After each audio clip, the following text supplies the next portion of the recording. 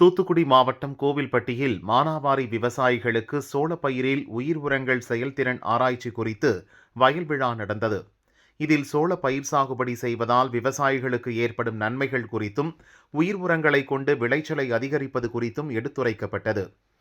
சோளப்பயிர் குறித்தும் உயிர் உரங்கள் குறித்த வேளாண் கண்காட்சியும் அமைக்கப்பட்டிருந்தது.